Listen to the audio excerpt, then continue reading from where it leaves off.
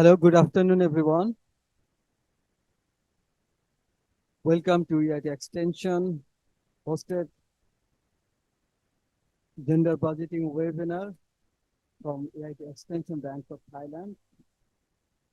It's an honor to organize such an webinar and invited our Professor Paula Banerjee, the IDRC Chair and the Director of Center and Displacement Center in EIT.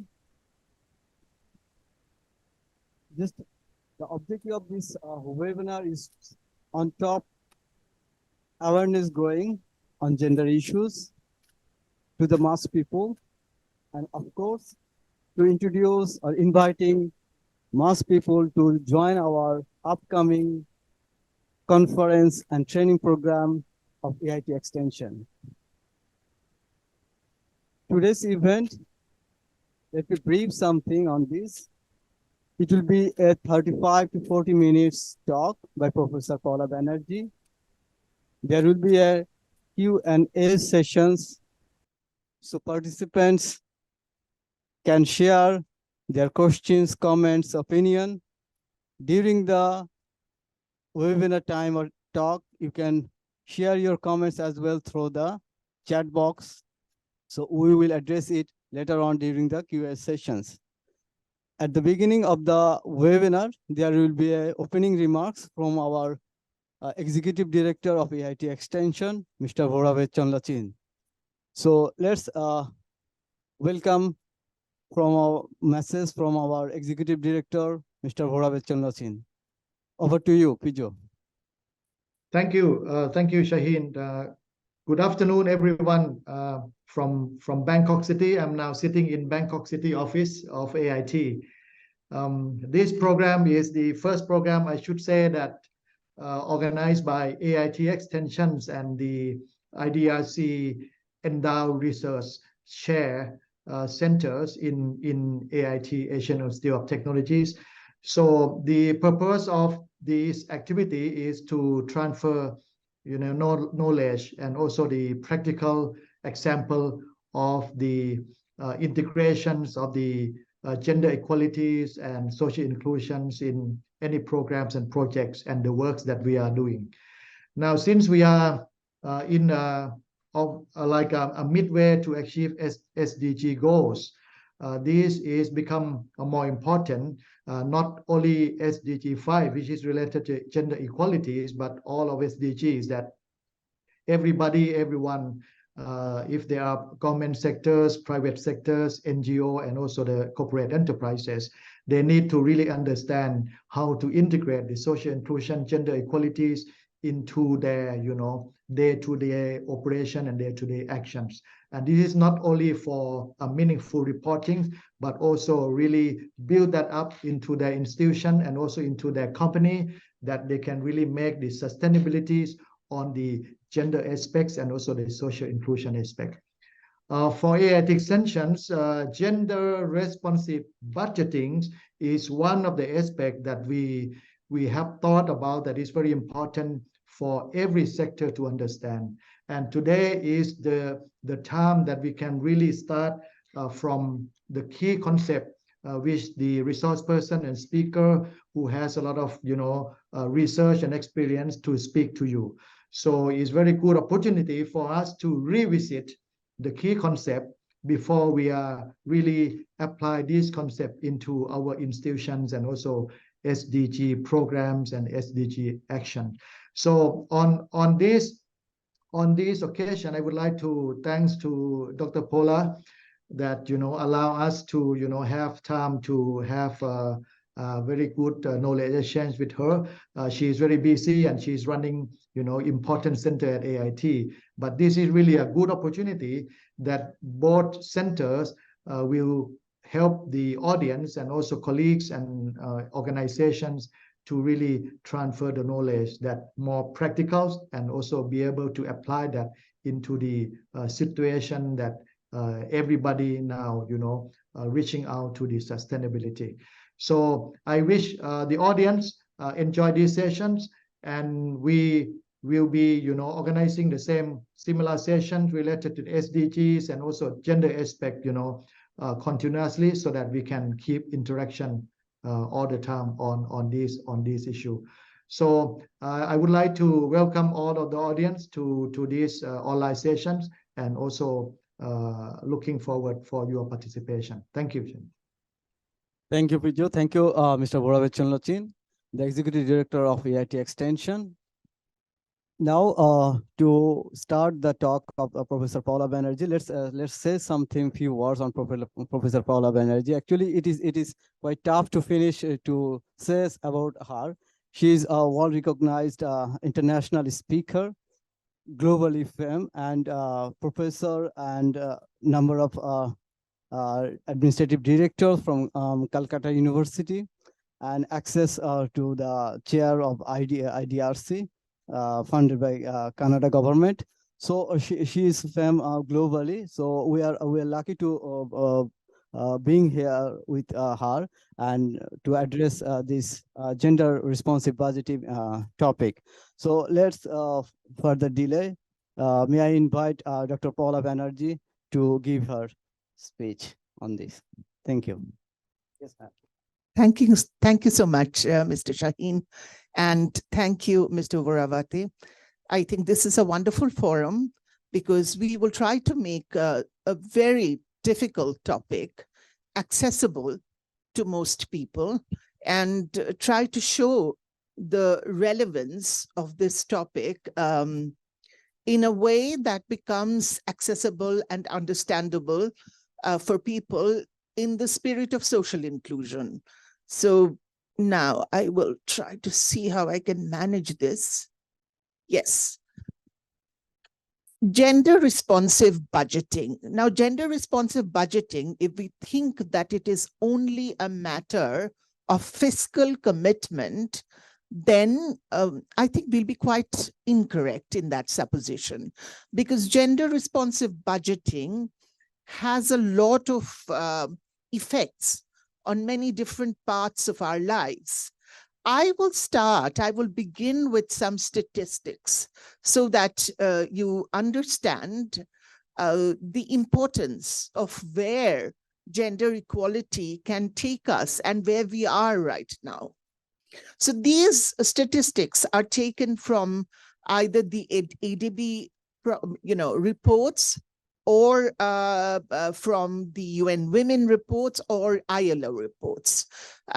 So in 19 countries in Asia and Pacific, ILO recommendation C183, I want everybody to go through that recommendation because it talks about maternity leave to women for 14 weeks.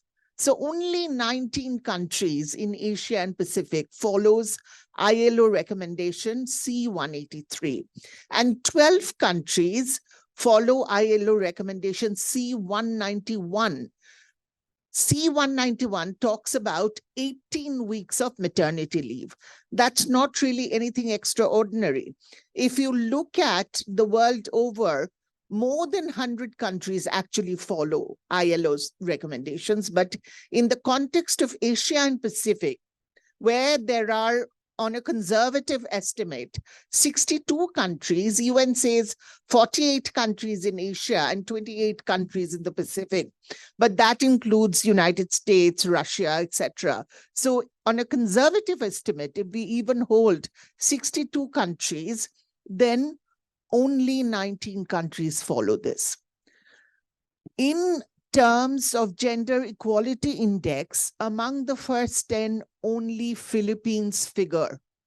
Yet, if you look at the emigration rate, there's a high rate of emigration from Philippines. That is a very contradictory picture.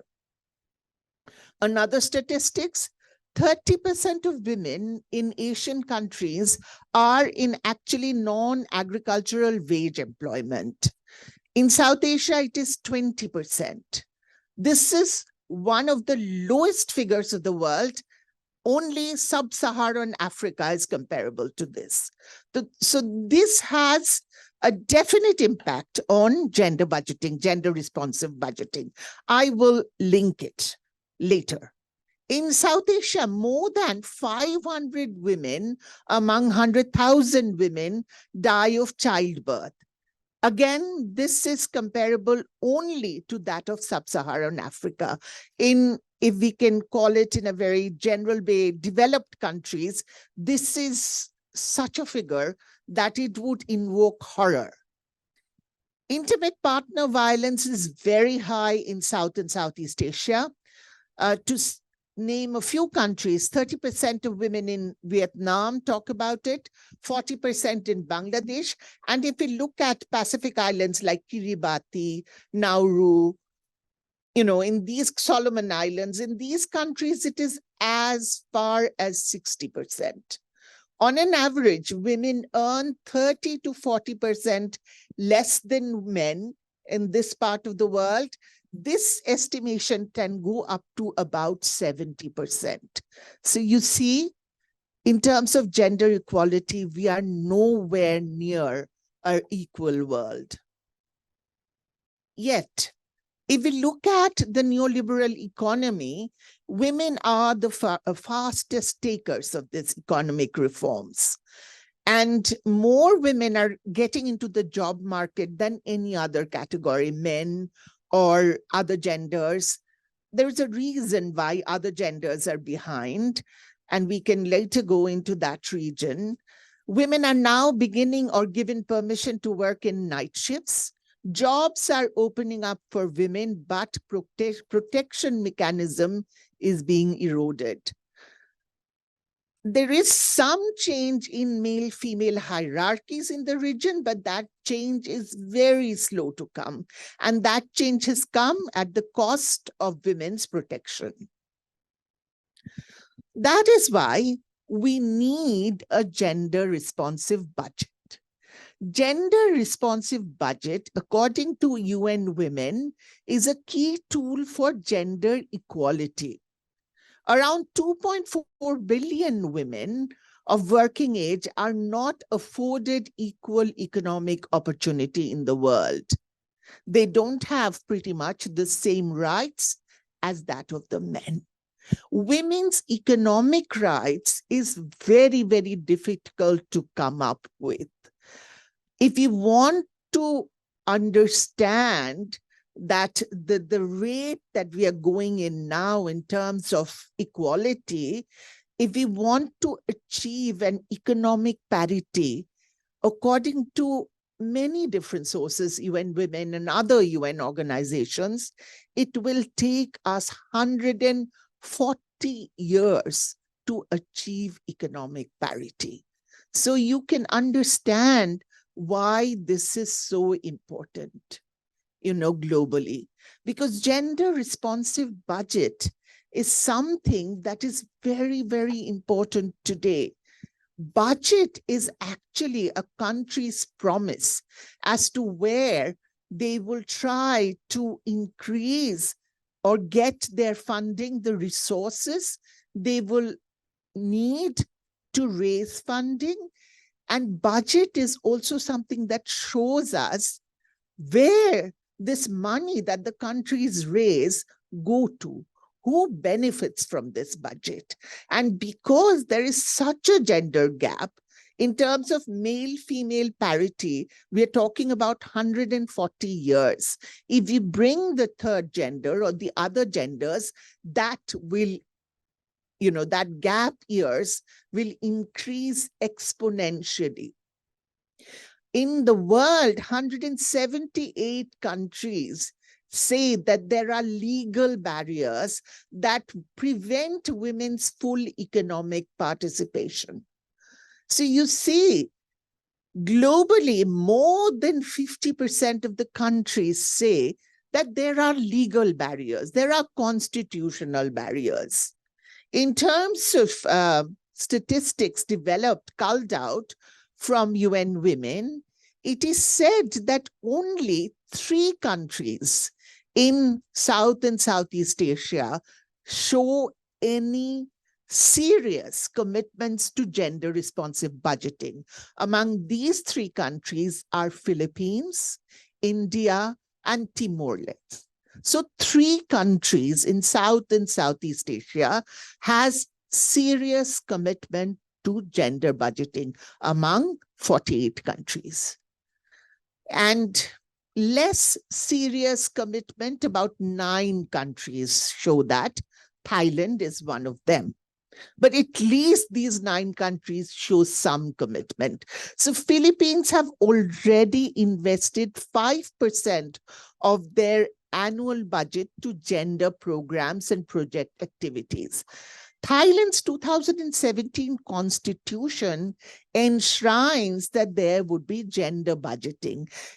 As yet, that has not been seriously practiced. So although legally or in terms of constitutionally, there are promises made, but that has not been as yet achieved. Among the index of least developed countries, if we look at South and Southeast Asia, among the least developed 10 countries of the world, there are 2 countries present from South and Southeast Asia. One is Afghanistan, where there's a disparity of 54%, and Pakistan. Very closely following Afghanistan is Pakistan.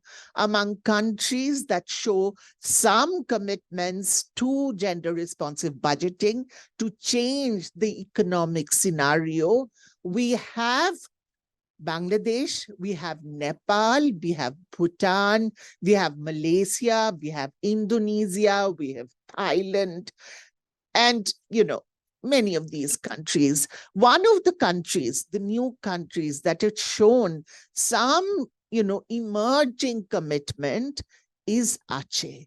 Aceh is showing emerging commitments.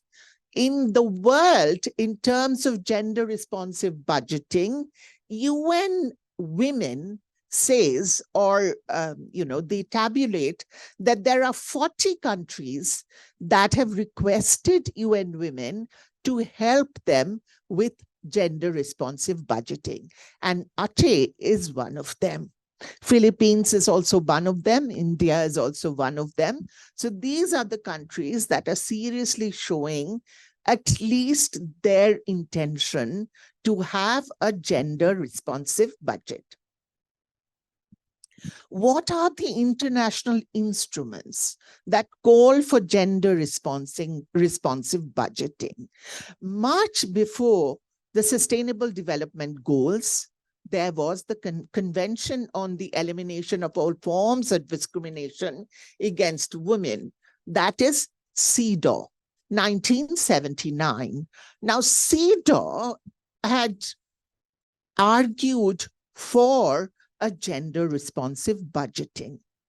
The Beijing Declaration and Platform for Action, where we went as a very young activist in 1995, we had long discussions about gender responsive budgeting. Now, some of these instruments do not mention it, but their arguments in favor shows that they support gender responsive budgeting.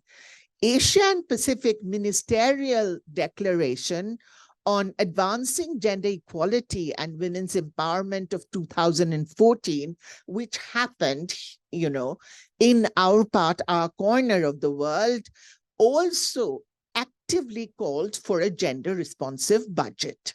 And of course, most importantly, 2030 Agenda for Sustainable Development Goals, we came forward in 2015, and today it's 8 years after that, yet only 15% of SDG 5 have been achieved, and 85% is yet to be achieved. And in this 85% falls economic parity, which is considered as a very important indicator, because SDG 5.4 talks about economic parity because it talks about women's unpaid care work that takes away women's ability to be employable, to be able to work in jobs where they can earn wages. So there has to be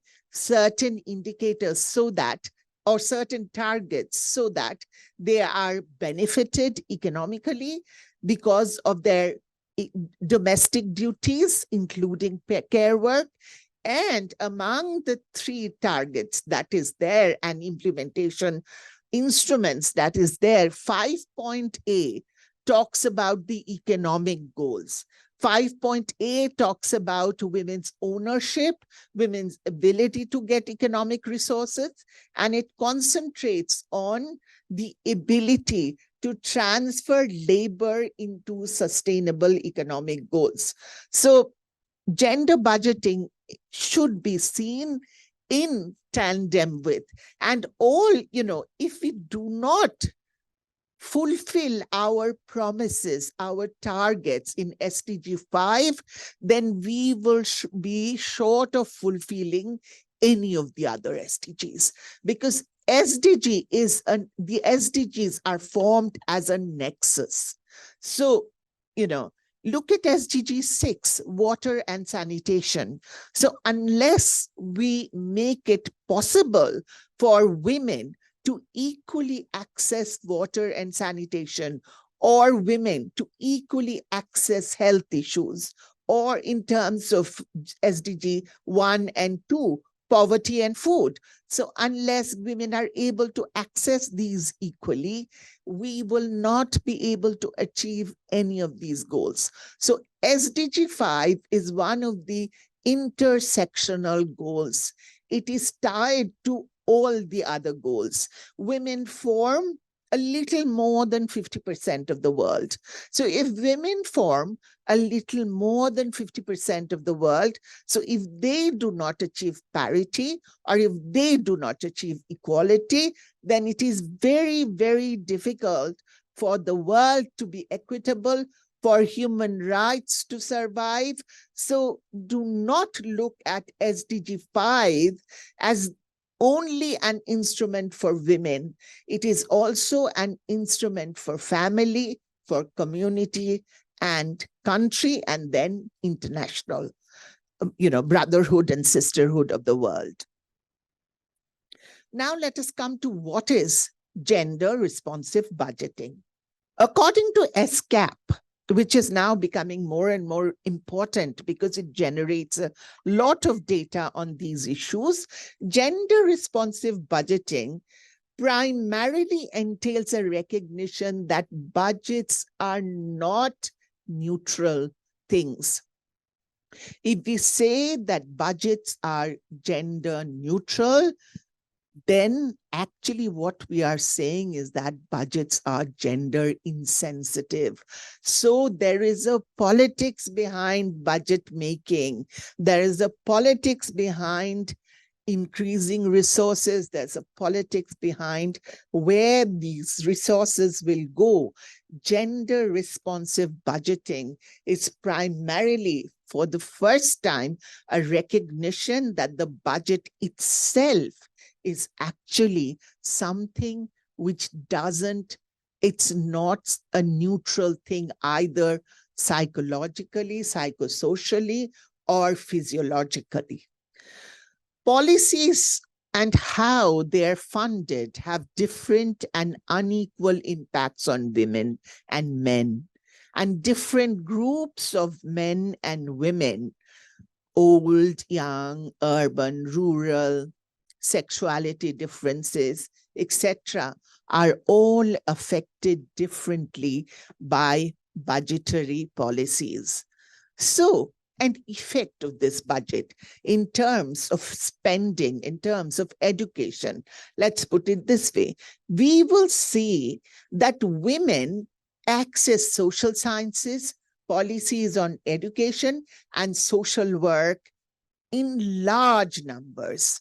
So the fundings there is more for women, but women do not access engineering departments to that extent, or the STEM departments to that extent. Why? Because if you look at countries' policies in terms of education, you will see that spending on social sciences, spending on social work or on education is more for women. And in engineering, there is not so much support system for women. So there are less women going into that. So this is a very simple example of trying to tell you how policies matter to different groups. There are no budgetary allocation for the third gender almost anywhere. So when we are talking about gender responsing budgets, we have to understand that we are talking about a process of homogenization and the difference. So it's a bicameral world. The difference is seen as between that of men and women. We are not complicating the things. We are actually looking at it from very simple prism, but the world is actually not simply to be understood, So there are many politics that we are not accessing.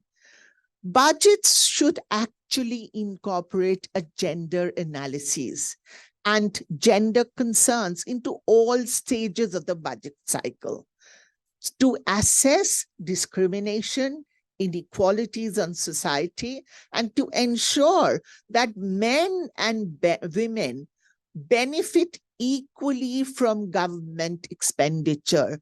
So if government expenditure is 5 in terms of male child in education, it also has to be 5 for female children. But even if there is equal funding, which there is not, there is no country in the world which has in any indicators, complete gender equality. The 2 countries that come close to approximation is Iceland and Finland, which have about 90% to 87%.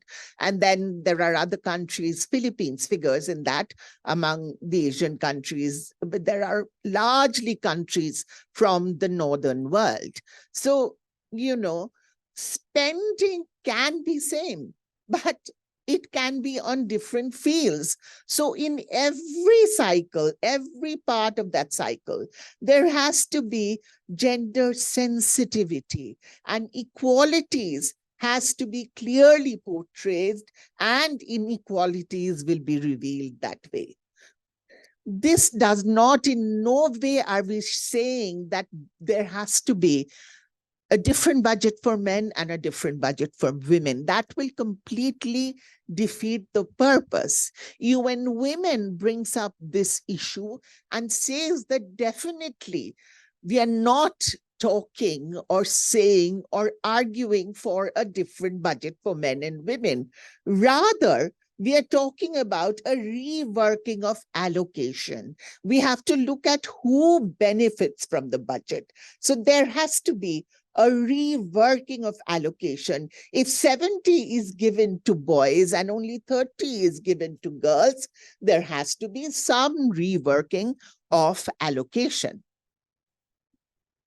Where do we raise these sensitivities about gender responsive budgeting? Very simplistically, the whole budget. What does that mean? Expenditure of different governments and agencies. So if we say, okay, only the finance expenditure, only the finance ministry will talk about gender responsive budgeting, then that will completely fail. So we cannot just say only finance or only social welfare or only this or that, but whole budget, and different governments and agencies has to do that. Most importantly, all new programs have to be gender sensitive, and only how revenue is spent shouldn't be within the purview of gender responsive budget. To ensure that there has to be a gender responsive budget, we also need new legislations. Without new legislations, there will be legislative barriers to that budget. Again, what are the importance of gender responsive budgeting? Gender responsive budgeting refers to the government planning, budgeting, and performance monitoring that mainstreams a gender perspective in order to address gender inequality and contribute to the realization of women's rights. So gender responsive budgeting is important because it ties with women's rights. And my premise is that whatever ties with women's rights also ties with human rights. So there is this huge slogan that women's rights are human rights that was raised in the Beijing Platform of 1995. And that is why gender responsive budgets are important, because it talks about the general situation of rights in the world. GRB also seeks, therefore, to ensure that intentionally one has to raise revenue and allocate public resources in a way that addresses not just women, but the disadvantaged, the excluded, and the inequalities of the world. So gender responsive budget is not just about women. This has to be very seriously written into our legislation. There has to be a motivation to talk about the discriminated, the excluded, so what we are actually talking about, it's not just about men and women. For a budget to be really gender responsive, we have to include the discriminated, the marginalized, those who live in an unequal situation. So actually, without a gender responsive budget, we will not have a buzzword today. We constantly keep talking about social inclusion. So you see, if this is a donor-driven world, then every donor today talks about social inclusion. Unless we include gender responsive budgeting, we will never have social inclusion. This is a very important thing that we have to keep it in our mind. So gender responsive budgeting is not just about women. It is about social inclusion to make this a more inclusive world. It is not just about money or finances. It is about spending in every government department, and in its trickle-down effect, it actually also is something that companies, industries should actually take it into consideration, because for decent spending, for decent jobs, and for equal jobs in the market, industry, manufacturing, these are the places where there is complete gender inequality. So companies have to be more responsive. Industries have to be more responsive to include women equally as their benefactors or as their, resources. Now, we have already made a segue into why it is so necessary, because in national, regional, and global levels, there is a lack of commitment to ensure that spending for women or other genders is equitable to that of men. There's a complete denial here I have written lack of commitment to make it understandable, but actually there is a denial of commitment to ensure that there is equal spending for women and other genders. Then, if we are talking about investment in human development without a gender responsive budgeting, we will not be investing in human development. That investment in human development will completely fail because more than 50% of human beings are women. Now, without gender responsive budget, there will not be any recognition of women's and other genders and marginalized groups. For example, men from indigenous communities. There will not be any recognition to their contribution to economy. If we look at women's contributions to economy, for example, if they do not perform their domestic roles, men from their families will not be so productive in the field of manufacturing. So women's social capital needs to be recognized. So gender responsive budget gives recognition to primarily women's contributions to society and economy, and also of human contribution. That has to be recognized. Then gender responsive budget is but one instrument that clearly shows the intersection between budgetary policies and human well-being. Why do we have a budget? Why do we collect taxes? Why do we make social and governmental spending? To increase the lives or to improve the lives of people who are living under that government.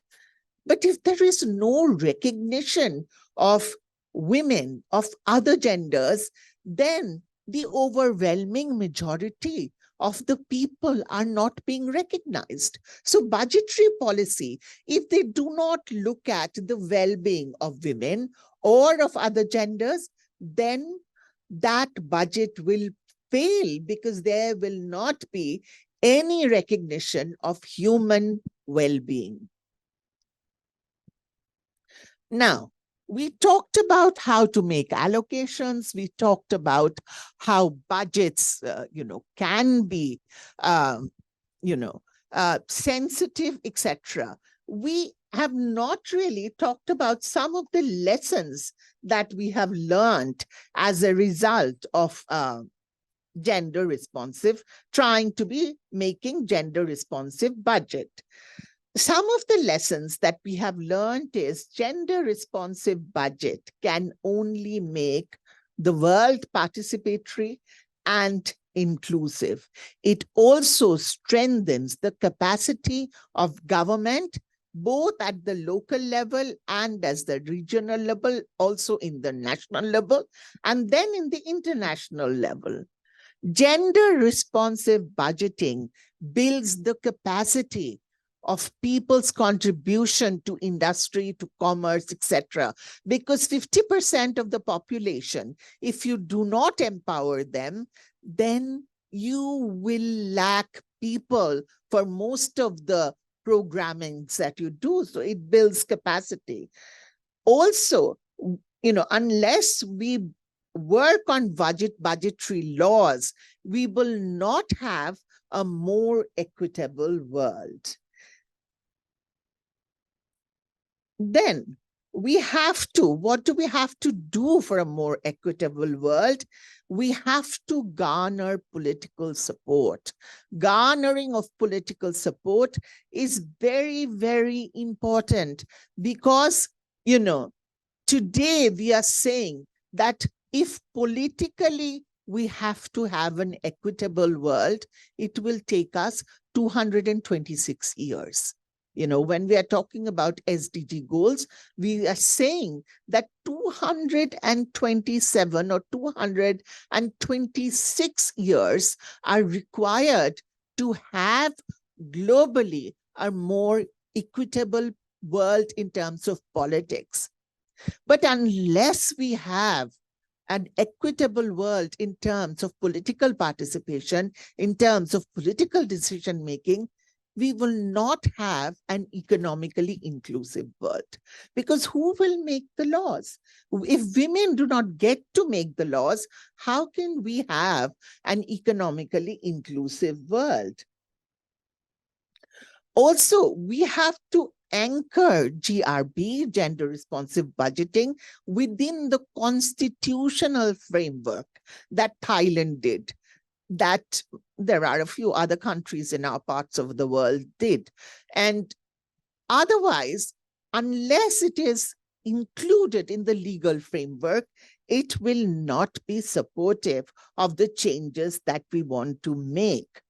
And we have to also integrate GRB with PFM, the public financial management. Without that integration, IMF says we will not be able to have an equitable world. So every stage of reading the budget, designing the budget, raising the budget, spending the budget, there has to be gender responsive prism thought. So we have to look at it from a gender responsive perspective. There are many criticisms to even understanding of GRB. There is one criticism that says who decides on the percentage of spending, who is sitting there and deciding whether in a company or in the country, who decides the percentage of spending. So we have to make those decisions equitable on the basis of gender. Otherwise, there will not be a change. The other criticism is in national economies, why do the disempowered have to make all compromises? So you will have, development projects in areas where the disempowered, the less empowered will be displaced, or they will have to pay the price, and the benefits will go to the majoritarian sections of the society or the more empowered. So in that sort of a situation, how can we have a gender responsive finance management or budgeting? The other question that is being raised is that we are talking so much about gender responsive budget, yet in the last 8 years, we have been able to only fulfill 15% of SDG 5 goals. So what about the rest of the 85%? Can we do it in the next 7 years? It's very, very difficult to achieve, but we can achieve some changes. Then there is another question. Sarah Lamb talks about the large expenditure that single women have to put up with to stay safe. So how are women's expenditures calculated, and who is responsible for such calculations, so that we can understand where should be the gender difference or gender intersectionality in terms of budgets? Then, can budgets take into account women's non-remunerative functions like caring, functions like domestic work? Unless we take that into account, a gender-responsive budget would be very difficult to achieve. So these are the sources, of course. I will thank you for listening to me for almost 35 to 40 minutes. And I will end with the quotation of Mahatma Gandhi, that be the change that you want to see in the world, the change that you want to see in the world. To be the change, we need to work towards, to be activists who argue towards, who program towards a gender responsive budgeting. Thank you so much. Thank you so much, Dr. Professor Paula Banerjee, for your very insight inputs and completely focusing gender budgeting. Now I would like to invite participants who are eager to know or elaborately know further any query or comments. Please raise your hands, or you can put your comments or questions on the chat box. Or if you wanted to interested to say verbally, you can just speak with us. So thank you, Professor Paula Banerjee. During the questions, so like let's review something of your talk. It is good to know that your presentation talks a lot, not only focusing gender responsive budgeting, but how it is connected with different issues, different segments of government to the single family or region or the community. And it is also good to know that you talk about gender responsive budgeting is a source of funding. That sounds pretty good, that till now we learn about budget system, policy system, but it could be a source of fund to the donor agent or international platform, how you will recognize women or gender issues and values them through their support of funding. We also get to know from your presentation about Nexus, about the SDGs of 5. And it is more than clear that SDG 5, it is not only focused about gender. Whole SDG is incomplete if there is no combination of gender issues or not balanced accordingly. So SDG, whatever we talk about SDG 2030, it will be completely incomplete aim or incomplete vision if there is no balance of gender issues, if it is not noticed accordingly. We also learn about social inclusion. We talk about that means gender budgeting, focus social inclusion. This is very significant things. Yes, that if we want social inclusion, we want the community engagement, we want people engagement, but how? So need to address their need to address their demand, and focusing on where is marginalized, where is discriminated people. If we not address equally, if we not address equity, then the gender budgeting must be rely on this, and how government organizations, even you talk about corporate sectors, private sectors, who are the lead capitals in the industry or in the government. But if they not sensitize these gender sensitive budgeting things, or not recognize it, that will be incomplete for the social well-being, social development.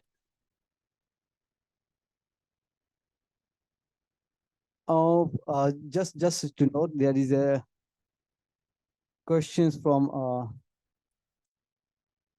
Ms.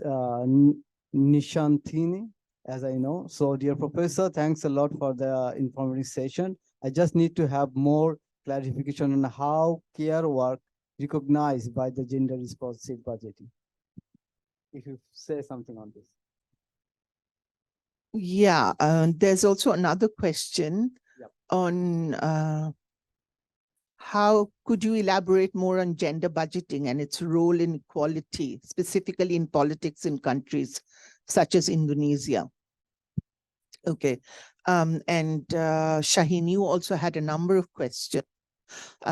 So yes, I will take up the questions that came from the participants first, and then Shaheen, I will get back to your questions. Okay.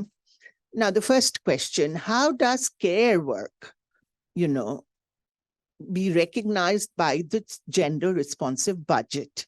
You see, when you look at the world over, more than 70% of the care work is done by women anyway. In the pandemic, we saw that the number of care work had increased for women. And most often in our part of the world, care work is non-remunerative. So how does a gender responsive budget recognize it? Now, importantly, the SDG 5 actually addresses that. It says that people doing care work has to be remunerated through social protection. So within the families, there has to be an understanding that if a person is doing so much of the care work, then they are contributing that amount of money to the family budget, which otherwise, if you had gone to a care work professional, you would have had to pay.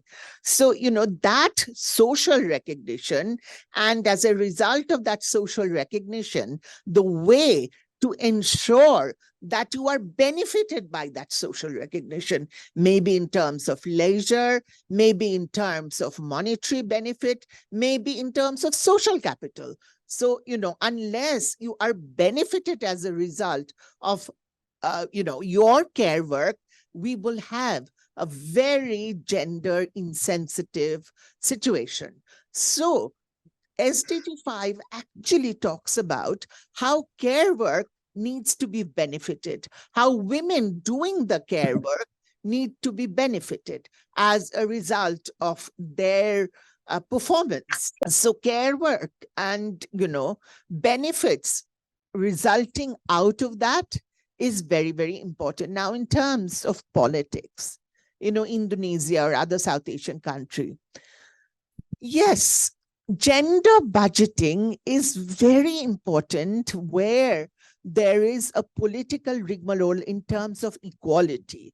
Because, unless we talk about monetary equality, there will not be any other kinds of equality.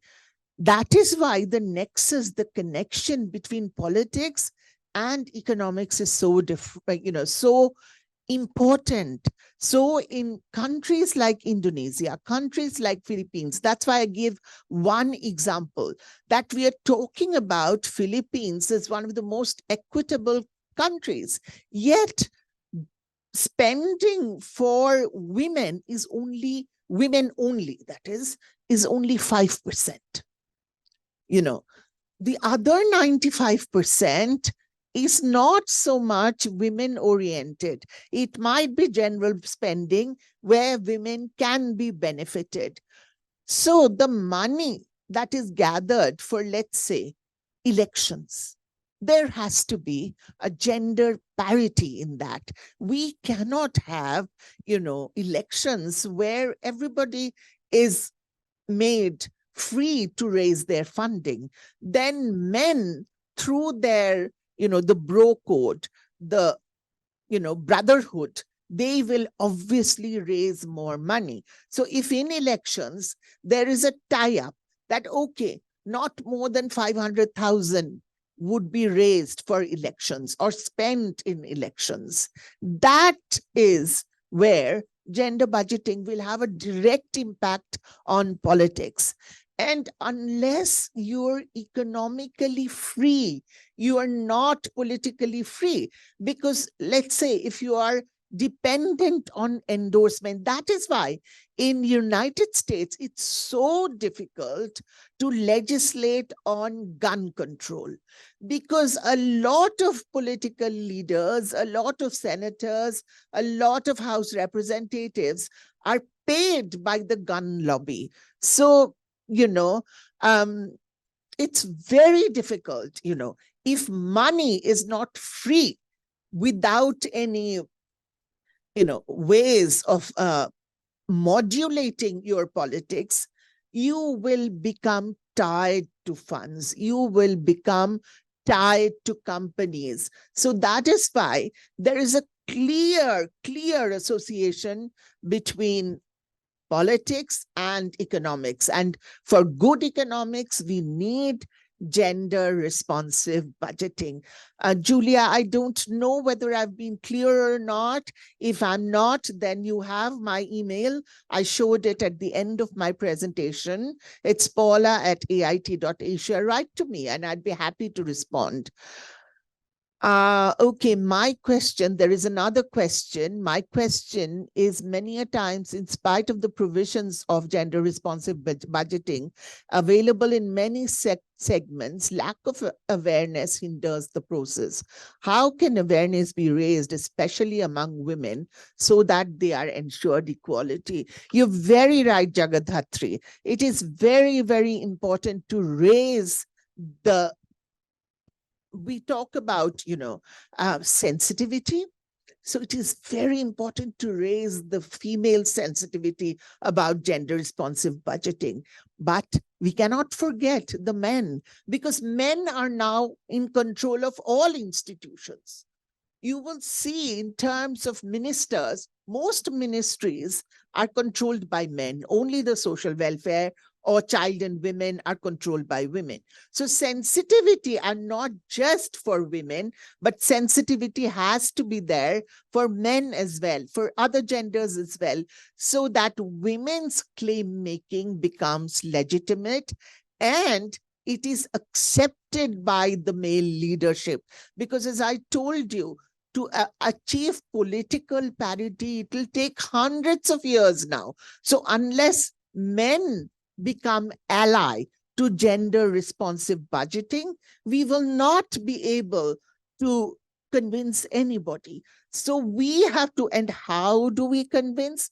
How do we sensitize? This is AIT's way, our forum is for sensitizing, for raising understanding, for social inclusion. So these are the ways, my dear, how we can increase sensitivity. Today, those of you came and listened to me at one time. I saw 40 people were there. You were a little more sensitive than you had been before, perhaps. Let us hope so. That is how you will go back and talk to it with your friends, with your colleagues, with your, peers. That is how sensitivity increases. And we have to make an all-out effort wherever, whatever platform we are in, to raise the sensitivity for SDG 5. Because without SDG 5, without fulfilling the goals of SDG 5, we will completely fail in all our goals. And this comes to Shaheen's point of view of intersectionality. So let's say, we are talking about water resources. I had a wonderful picture where women in Rajasthan were taking bath in a pond, and that same pond is used for washing dishes. That same pond is used for water resources for women. So, unless in water, in sanitation, we have parity, more than in among refugee population, more than 200 people sometimes in a camp use one sanitation facility. So it is not just women, it's different parts, different groups of population where a gender responsive budgeting will increase our awareness so that we can approximate or try to have a more equitable world. We are almost close to 3 o'clock, so I will end here. Thank you very much. Thank you, Professor Paula. Actually, there is another question from Priya Singh. Thank you, Priya Singh, for writing the question, but due to shortage of time, maybe right now to address it quite critical. So hope you can write to our professor, as said by email, Professor Paula, paula@ait.asia. Thank you, everyone. Thank you, Professor Paula Banerjee, for your nice, insightful sharing and addressing all questions. There is some other questions as well. I'm sorry, due to shortage of time, we could not address it. And thank you, everyone, for your participation. Now, I would like to invite our director, Ms. Norumon Wangnai, the education part of AIT Extension, to say remarks on conclusions. Yes, thank you, Shaheen. On behalf of AT Extension, so I would like to thank Professor Paula for sharing with us on gender responsive budgeting, as well as SDG 5, which is also, to me, is a new area, you know. So I am not in a gender, but I learned a lot from this webinar. So we are looking forward to the next webinar with you again in the near future. Thank you very much. And I also would like to thank our audiences for your time with us today. And please stay tuned for our next episode on SDG 5. Thank you. Thank you so much, Ms. Nurimon Wangnai. And now with the saying that, thank you, Professor Paula, being with us, sharing so insightful knowledge to the audience, and thanks to all audience who are being part with this webinar. And we invited all through, not only you, through your channel, through your organization, please be in touch with us through webinar. We will organize some conference upcoming, as well as if any necessary training related with gender or cross-cutting issues or others, you just keep in touch with us or write to us. We'll be, of course, reply to you or will be connected with you. Thank you, everyone, for your participation, and hope to see you again. Bye-bye. Bye-bye from Bangkok, Thailand. Thank you. Thank you.